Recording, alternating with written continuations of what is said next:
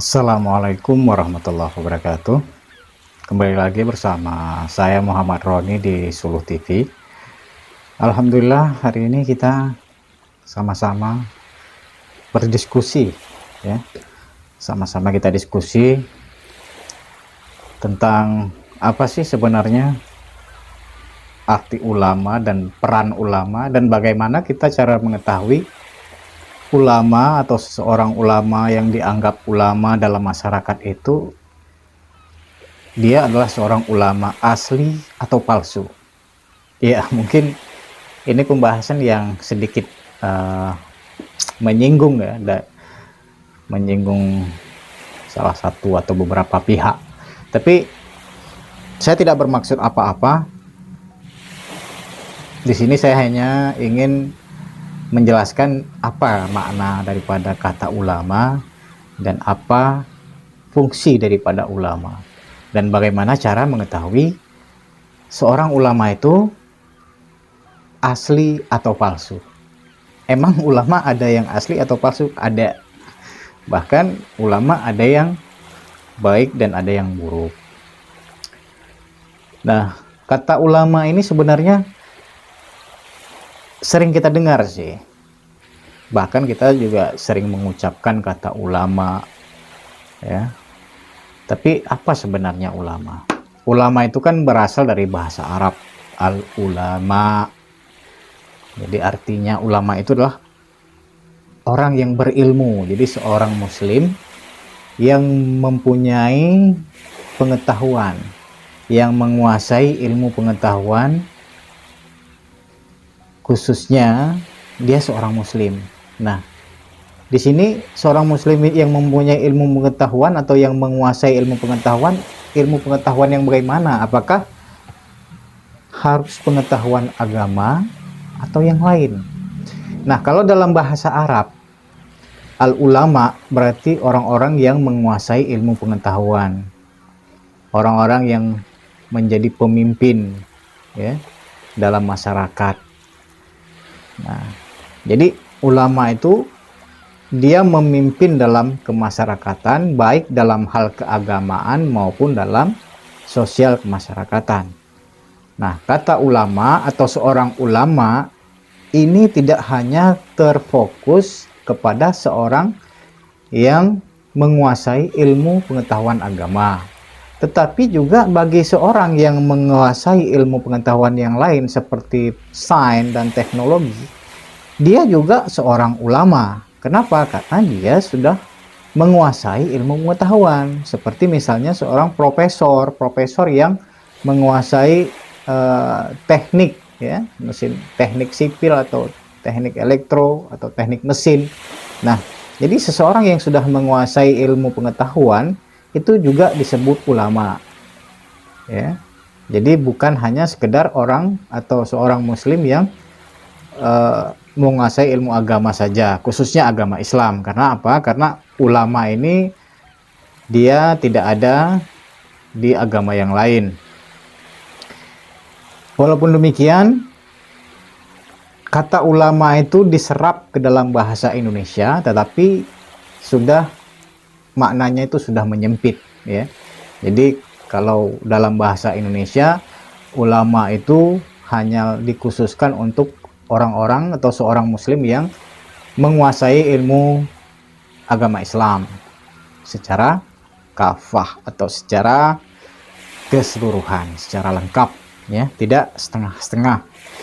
Nah, ulama itu selain dia menguasai ilmu pengetahuan, baik itu pengetahuan agama maupun ilmu pengetahuan yang lain seperti ilmu pengetahuan sosial, ilmu pengetahuan teknik ya, ilmu bahasa, ilmu matematika, anatomi, astrologi, biologi, geografi. Bagi orang-orang yang menguasai ilmu-ilmu tersebut, itu sudah cukup untuk dikatakan sebagai seorang ulama.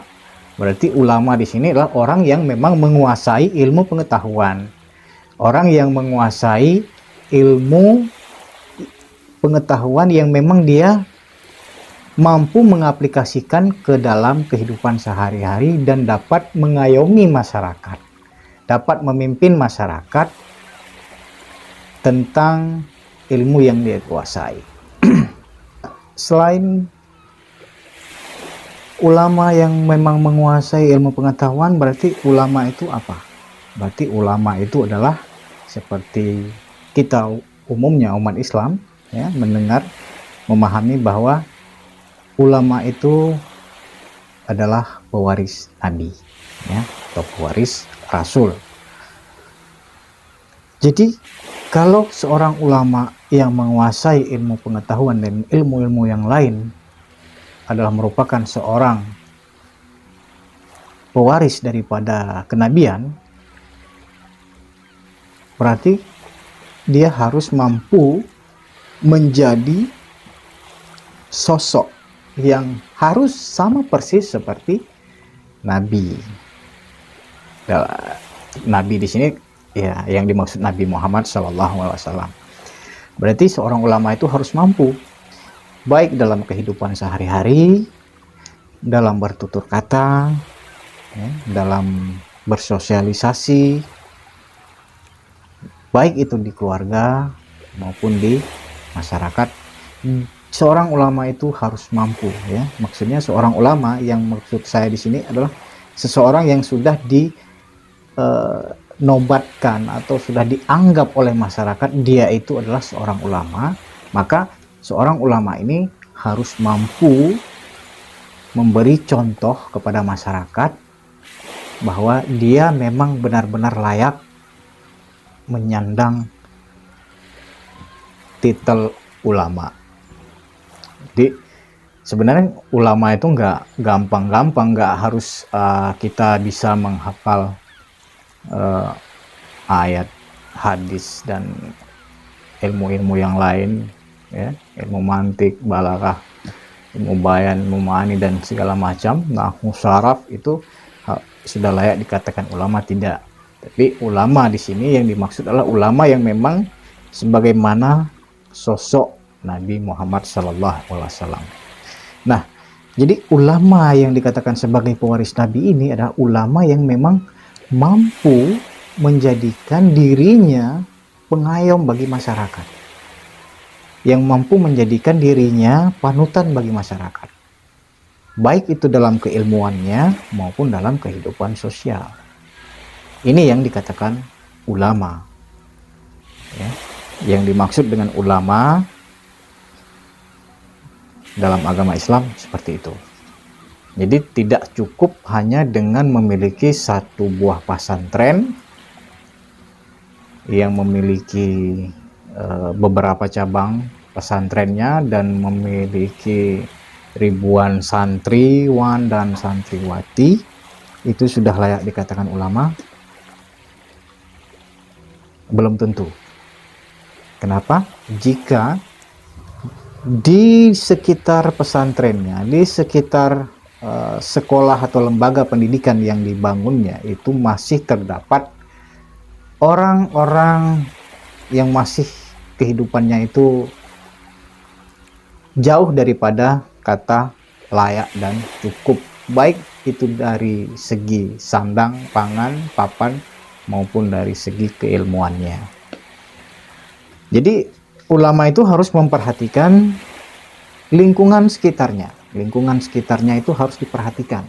Jadi tidak hanya cuman daerah kekuasaannya. Daerah kekuasaannya seperti pesantrennya atau padepokan ya. Jadi seperti itu. Nah, kemudian bagaimana cara kita mengetahui seorang ulama itu asli atau palsu? Nah, ini yang memang banyak sekali perdebatan ya. Ini ya zaman sekarang, apalagi di Indonesia ya, baik di daerah-daerah ini sangat sensitif sekali pembicaraan tentang ulama. Karena apa? Karena banyak sosok ulama yang memang dikenal, baik itu di media sosial yang viral maupun yang tidak, itu sudah dianggap seorang ulama. Padahal masih jauh dari kriteria seorang ulama. Nah, bagaimana cara kita mengetahui dia itu seorang ulama asli atau palsu, atau seorang pemuka agama Islam yang asli atau palsu? Gampang, sebenarnya cukup gampang. Ya, kita datangi aja seorang ulama atau yang dianggap ulama, kita datangi aja dan kita ngomong, kita bicara, kita tanya jawab sama seorang ulama atau yang dianggap ulama tersebut. Dari jawabannya kita akan mengetahui ini ulama palsu atau asli. Nah, kalau ulama atau seseorang yang dianggap ulama dalam masyarakat yang ada di sekitar kita, ya, itu menjawab pertanyaan yang akan kita tanyakan itu nanti dengan benar, maka dia adalah ulama asli. Tapi jika tidak, maka dia tanda kutip ulama palsu. Nah, apa yang harus kita tanyakan? Ya, kita bilang aja sama ulama itu, kita tes keimanan dia ya, kita tes keimanan dia. Ya, bisa kita katakan ini ngeprank, misalnya ngeprank seorang ulama atau yang dikatakan ulama dalam masyarakat. Nah, jadi kita ngeprank keimanan seseorang, ya kita datangi aja ustadz atau kiai atau tengku ya. Kalau di Aceh itu ada yang mengatakan tengku atau abu ya, jadi seperti itu. Kalau di Jawa mungkin kiai atau mbah atau apa ya, terserah lah, yang penting ada sebutan-sebutan di daerah masing-masing terhadap ulama atau terhadap orang-orang yang mempunyai kemampuan dalam penguasaan ilmu pengetahuan, baik ilmu pengetahuan agama maupun ilmu pengetahuan yang lain. Nah, kita tinggal datangi aja ke seseorang itu, kita ngomong seperti ini, Ustadz atau Pak Kiai atau Abu atau Tengku, ini saya gimana sih, saya kayaknya udah nggak yakin dengan agama Islam ini. Saya seolah-olah putus asa, saya ingin mencari keyakinan yang lain.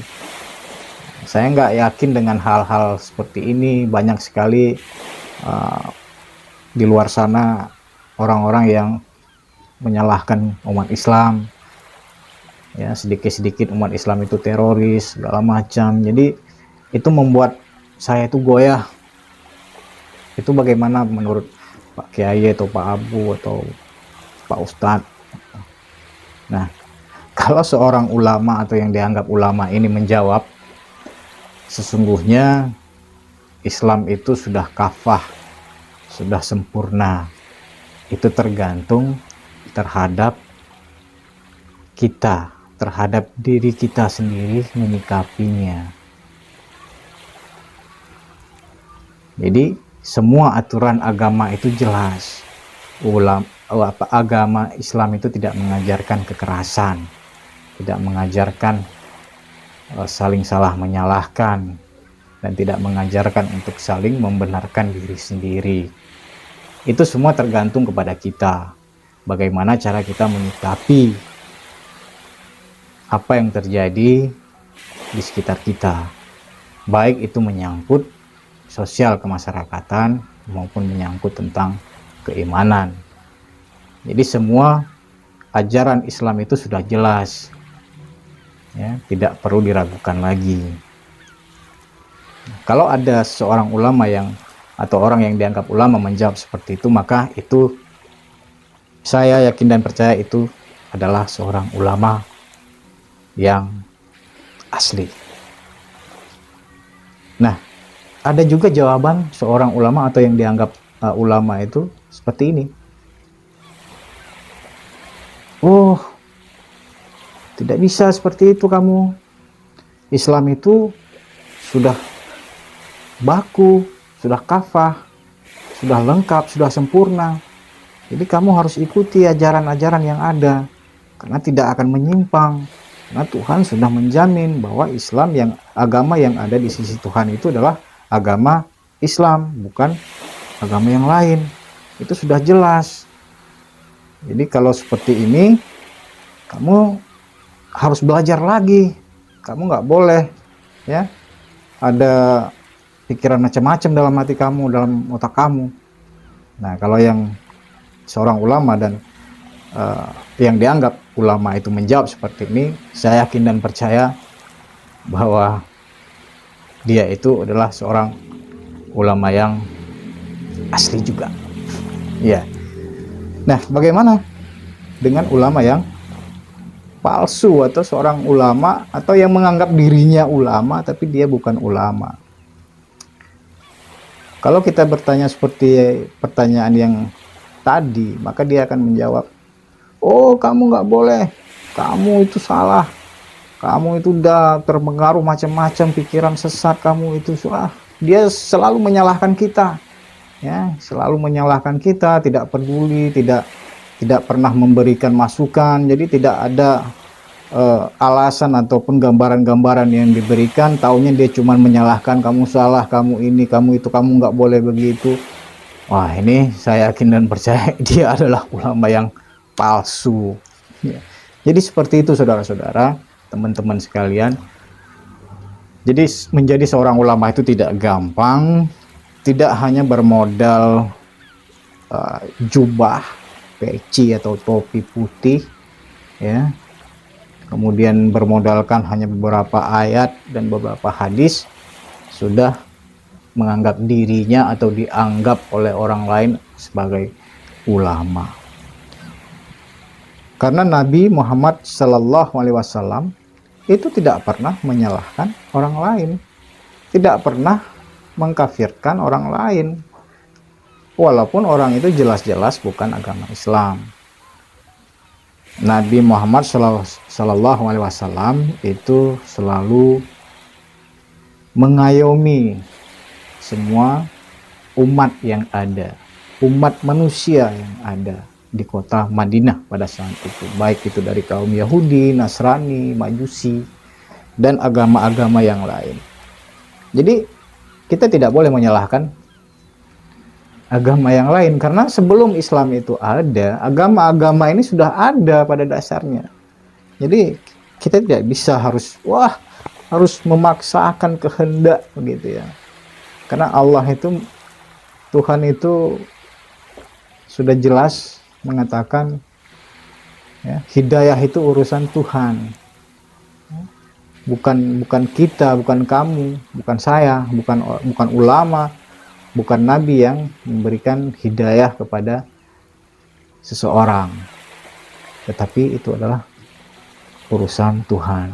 Kita hanya menyampaikan apa yang kita tahu. Ya, mungkin cuman ini yang bisa saya sampaikan. Sekali lagi saya mohon maaf jika ada yang tersinggung dengan kata-kata saya. Saya meminta maaf yang sebesar-besarnya, dari ujung rambut sampai ujung kaki, ya, dari luar sampai ke dalam. Saya tidak ada maksud apa-apa, saya hanya memberikan gambaran-gambaran kepada teman-teman semua, kepada saudara-saudara semua yang mau mengambil pelajaran. Jika ini menjadi manfaat bagi kita semua, dan jika ini tidak menjadi manfaat, maka buang jauh-jauh. Akhirul kalam, semoga kita sehat walafiat semuanya. Amin ya rabbal alamin. Assalamualaikum warahmatullahi wabarakatuh.